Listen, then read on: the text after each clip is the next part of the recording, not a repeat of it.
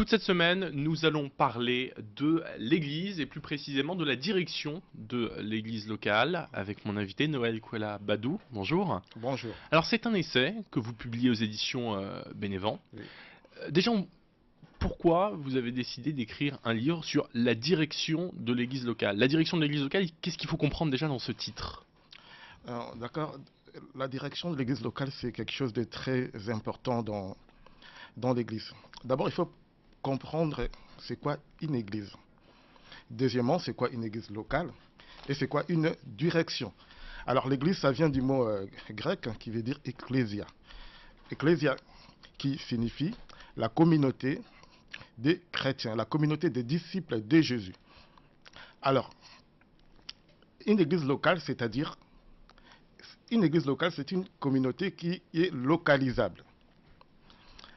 Localisable géographiquement. Et par exemple, quand vous lisez dans la Bible, on parle de l'église d'Éphèse, l'église de Jérusalem, l'église d'Antioche.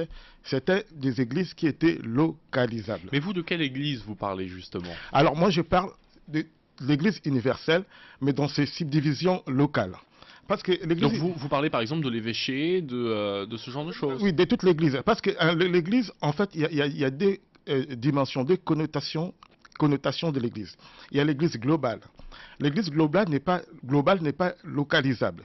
Parce qu'il est composé de tous les chrétiens, de tous les croyants, de gens qui sont nés de nouveau en Jésus-Christ. C'est une assemblée de croyants? Non, l'église universelle, globale, ce n'est pas une assemblée quelconque. C'est tous les chrétiens, chacun dans son lit, les chrétiens que nous ne connaissons pas. C'est-à-dire aujourd'hui, si quelqu'un est dans son lit de l'hôpital, avant de mourir, et dit « je crois en Jésus-Christ », cette personne fait partie de l'église globale de Jésus. Alors cette église est inquantifiable et n'est pas localisable.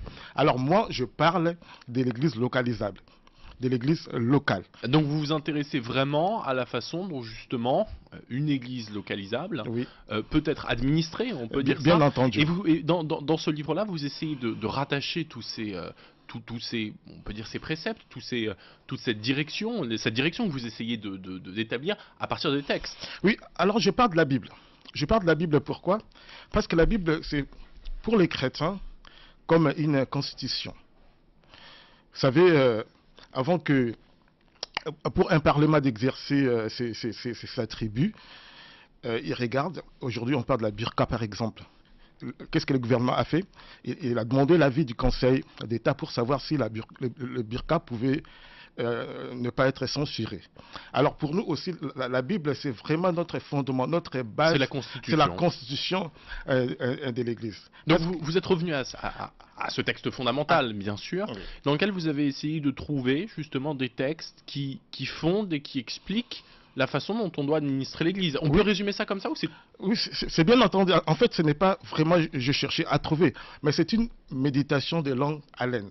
Donc depuis toujours, j'ai lu la Bible et j'essaie de comprendre tous les versets, la philosophie, si je peux en parler ainsi, et de la Bible. Alors j'ai trouvé que la manière dont les églises sont administrées aujourd'hui ne correspond pas à ce que nous disent les Écritures bibliques.